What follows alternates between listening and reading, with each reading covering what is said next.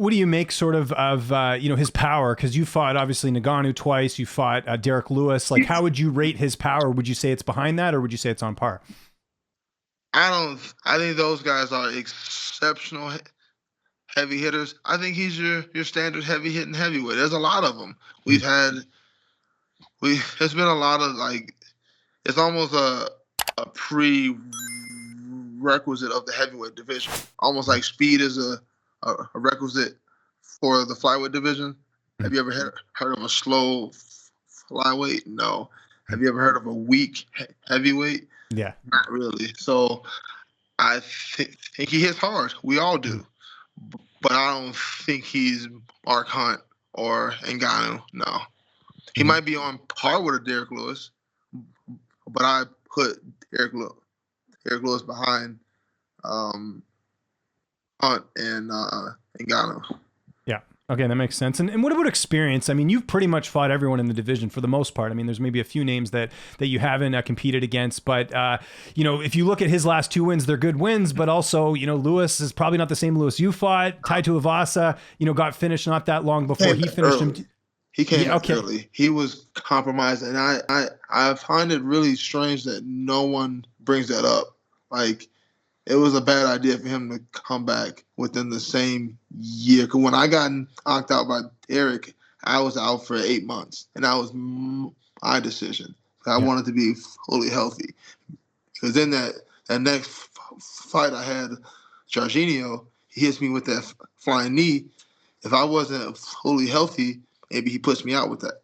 Yeah. So I think Tuivasa came back early, and I think it's really weird that people aren't talking about that at all. So, yeah, I don't think he's anything special. I think he's your standard heavyweight. He hits hard. He doesn't have footwork like an Aspinall or a Gane or a Stipe. I don't think his defensive hand placement is very good. His hands are everywhere. His stance is wide, and it's not very athletic based. I know I'm the better grappler. I know I got the takedowns. I know I've got the offensive jiu-jitsu. I know I haven't gotten a submission in the octagon, but I get them all the time in the practice room. So I believe I'm just better everywhere. And just like with Derek Lewis, I'm better everywhere, but he does have that one-punch power that I have to be avoiding. So that's going to be the fight.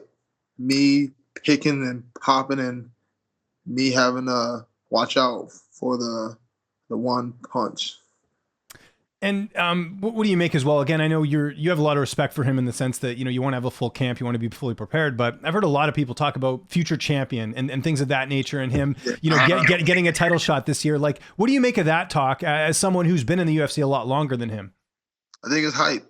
A lot of those people are casuals. They don't watch whole fights. They watch highlights. They don't see, did he set up the knockout, or did he just swing and hope and it landed?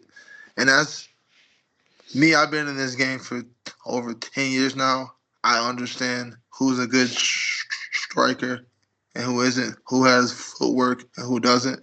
I look at a guy like Corey Sandhagen. I know he's a bantamweight, but that's hot. That's footwork. That's hand placement. That's head movement. That's what I look to strive to move like. I know I'm a heavyweight, but that's what I want to move like. I want to be able to dance like that. I know it's not a lot of big guys that can dance, and he's not one of them. He's not a dancer. And what would be your prediction for the fight if it does end up happening? You and Sergei, getting ahead of ourselves here, but how would you see that fight playing out? I think I find the finish. I don't know if it's on the feet or on the ground, but I think if we do get on the ground, I think I can get a submission.